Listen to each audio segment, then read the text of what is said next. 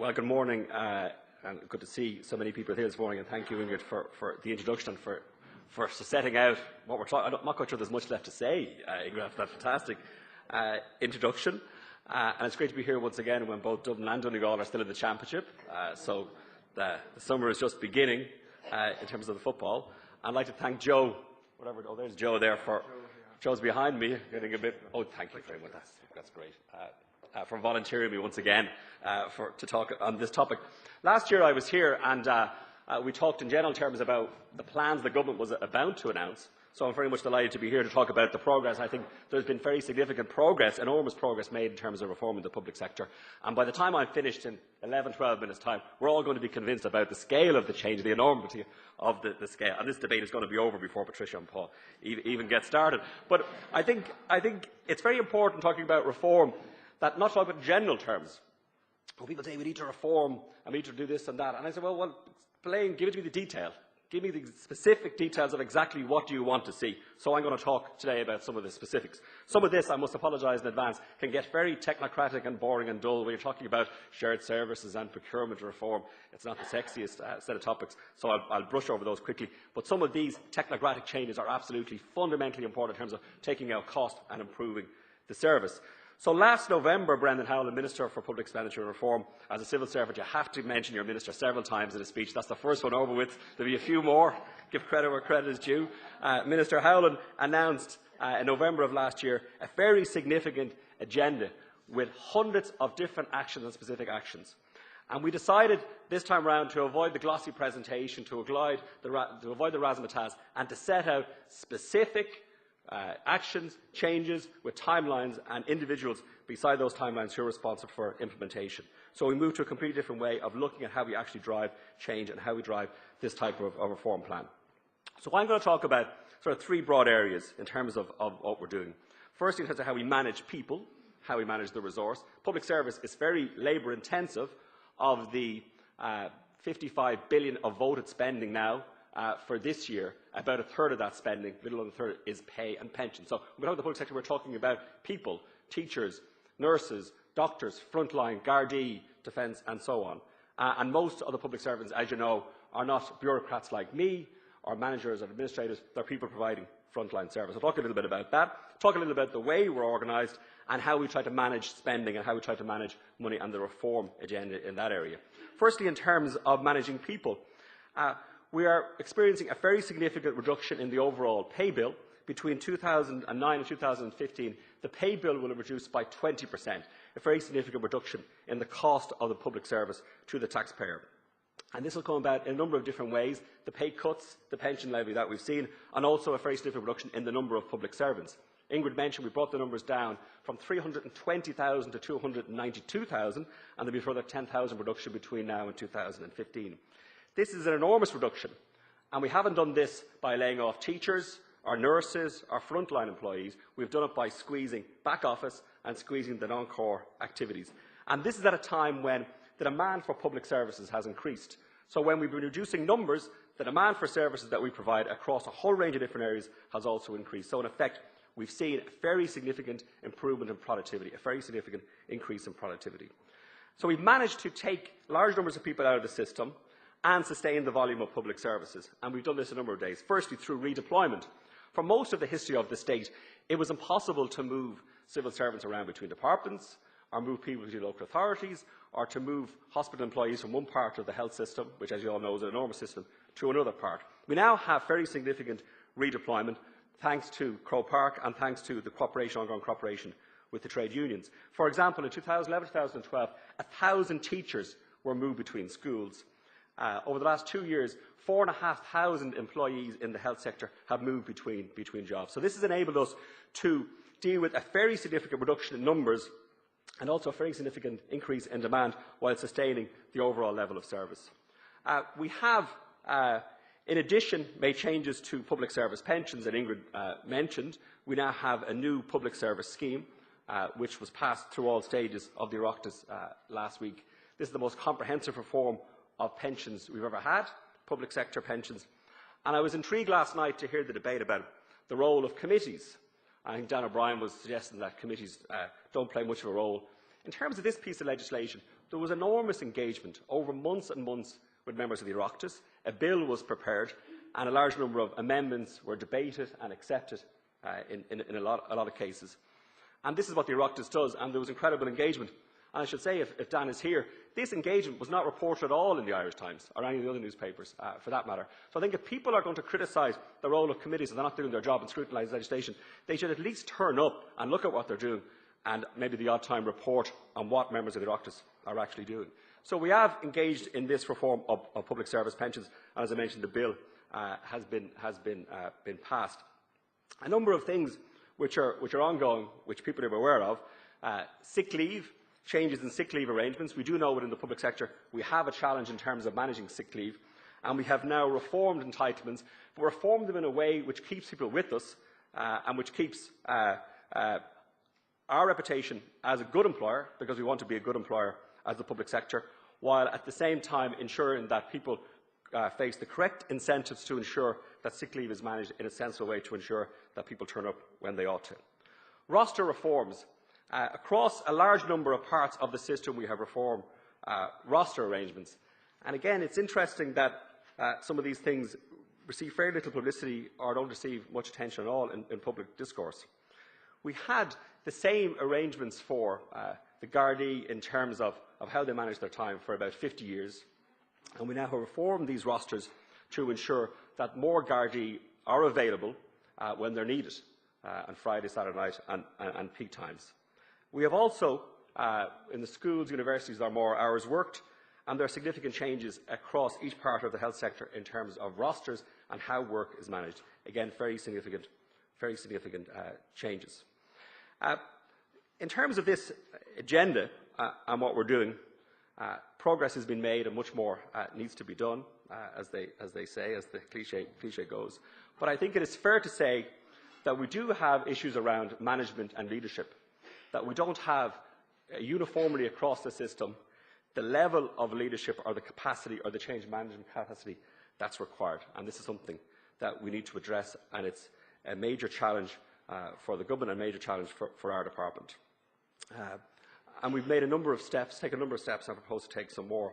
Firstly, we've established at senior level within the system the senior public service, where we now have an integrated approach to managing senior resources. And the government last week have approved a set of proposals to improve mobility between the public and private sector. So from the autumn, for the first time, it will be possible for civil servants to leave the civil service and work in the private sector for a period of 3 years and come back into the system after that.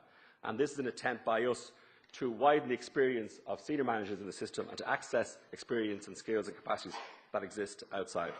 The government have also agreed to introduce a formal exchange scheme between the public and private sector, so that we enter into formal secondment arrangements with companies in the private sector, so that our people can go out and that we take in expertise from the private sector. So this is a recognition of the need for us to enhance our leadership capacity and to address some of the deficits that do exist within the system.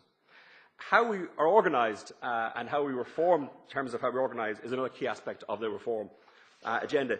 This is the extremely technocratic part of the presentation. But there are a number of key things that we're embarking on. One of them is shared services. Across the system, we have basic services like HR, payroll, financial management, pensions that are provided by a large number of organisations diffused across the system. So we are now consolidating all these services within the civil service and also within the main sectors to reduce the numbers of people that we have employed providing these basic back office services, and also to improve the level of service that we provide. This is a significant technocratic exercise involving a large level of investment up front and a large reform of the structures and how we go about. So in the future, in concrete terms, government departments won't have responsibility anymore for transactional HR, for payroll, for pensions, for a whole variety of issues, ICT, procurement. Departments will, in one sense, hollowed out and will be focused on their core tasks of policy development, foresight, planning, supporting the government, developing legislation, and so on. And this will, over time, be a very fundamental change in how departments look and how they feel. ICT, we are doing a whole variety of things in terms of ICT, moving more services online. We're developing a public service card, where by the end of the year we'll have a few 100,000 of these cards in the system. We're doing more data sharing across different parts of the system, and we hope to move to a situation where an individual who provides a piece of information to one part of the system, that the default position of that information will be available then across all elements of the system, of course having regard to data protection considerations and so on. External service delivery. I think we have to accept and recognise that in the context of a smaller public service with fewer people and reduced expenditure, that we need to embrace external service delivery, and we need to look at aspects of what we do, non-core activities, and consider the role the private sector can play in providing these services. So we're now engaged in an exercise of looking at activities that could be available for external service delivery, or that we engage in partnership with the private sector. And of course, under Croke Park, we need to set out clearly that the cost-benefit works and that there's a very strong case for moving to a different service delivery model. How we manage spending and how we manage the resources of the state is another key part of the reform agenda.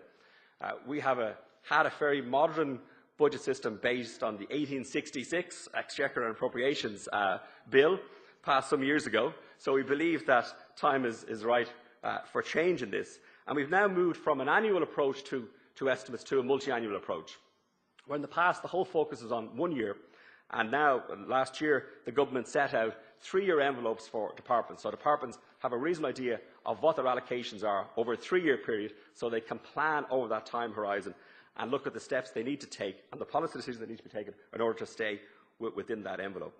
As part of that, there is planned to have much more engagement by Oireachtas committees in the whole budget process. A criticism in the past was that the Department of Finance, the Minister of Finance, would present the budget to the Oireachtas and there would be some debate and that would be passed. Now we have broad envelopes set out for 2013, for 2014, and Oireachtas committees have been asked to engage with ministers and departments on the options that need to be taken in order to stay within those envelopes. So this is an attempt to ensure the Oireachtas and members of the Oireachtas have much more of a role in terms of how resources are allocated, what are the priorities for resource allocation. We also know that we can't just set out what we're going to spend in the overall cash allocation and not set out what we're hoping to achieve for it. And we now have prepared a new estimates volume. I know people in this room will all have, along with the Mahon Tribunal and Bunnock na Herne, been reading the estimates volume and consulting it, Joe, in great detail. But the estimates volume now not just has the allocations for departments, but actually has set out what we're hoping to achieve, what the outcomes and what the outputs that departments are hoping to achieve with the allocation they're being given. Again, this is to move to a more performance-based approach rather than focus on the inputs exclusively. There are a number of other initiatives that we've taken in terms of publishing a new value for money code, setting out how we evaluate spending proposals and how we evaluate options the government is considering. We are moving to more of an online performance-based system where we set out in detail across different elements of the public sector exactly how we're doing against various matrix, and this is something which has been led by Minister Brian Hayes. You have to mention Minister Hayes as well. I almost forgot to mention Minister Hayes, so get him in too. Minister Hayes is part of this drive, and the Minister is responsible for this part of the agenda to set out in terms that people can understand and clearly identify what progress has been made against various matrix. Our department, in addition to managing budgets, reforming, engage with the Department of Finance on the Troika, asset sales, a whole variety of other issues. We're also involved in the government political reform agenda. Minister Howland is the Minister responsible for driving this whole political and government reform. And we have set out a very significant number of proposals and pieces of draft legislation already. Some of this was touched upon last night in the discussion on the Convention. And the Convention is a very important innovation, a very important development, which I'm sure will be a success. But of course there are a large number of reforms that can take place without changing the Constitution, which can be delivered within the current constitutional construct. Minister Howland has published very detailed proposals on lobbying and regulation of lobbying, which should introduce a much more transparent approach to how the political system and the civil service are influenced by people out there. Very detailed plans to reform freedom of information, to extend it to a large number of bodies, and to bring it back to where it was in 2003 have been developed. Very significant legislation on whistleblowers has been developed. And again, Oireachtas committees have been spending, a considerable amount of time debating and improving this legislation in recent months. There are proposals in relation to the Ombudsman, extending the remit of the Ombudsman to a whole variety of other bodies that are currently excluded. And in response to Mahon Tribunal, which Joe touched on earlier and I was subject of debate, we are now looking at the whole ethics framework and reforming the ethics framework, along with the rules about accountability and the roles of civil servants versus the political system. So there's a very significant political reform agenda and government reform agenda to complement the public service reform agenda in terms of reducing costs and providing better service delivery. Finally, I should say that I think it's true that in the past we announced plans and weren't very good at execution, and we had, I think Eddie Malloy calls it the deficit, implementation deficit disorder. I think that's true, and I think we've learned from this and have set up new structures, a cabinet committee chaired by the Taoiseach, which meets every quarter, and we have a clear timeline for implementation, a clear plan where we have to set out exactly what we're doing against each of those. And we plan to publish in end August, early September, a progress report setting out across all these items I've been talking about in general terms exactly where we are and what progress we've made. Croke Park is important, of course, in this endeavour, and we might in the Q&A discuss some of that. I'm conscious of time, and maybe just to conclude that I think the system that we have is complex and quite significant, 292,000 people. It's involved in the provision of a whole variety of different services. We're embarked in fundamental change and fundamental reform across a whole swathe of parts of the system to improve service, to have more integrated service, a leaner service, to have cost extraction.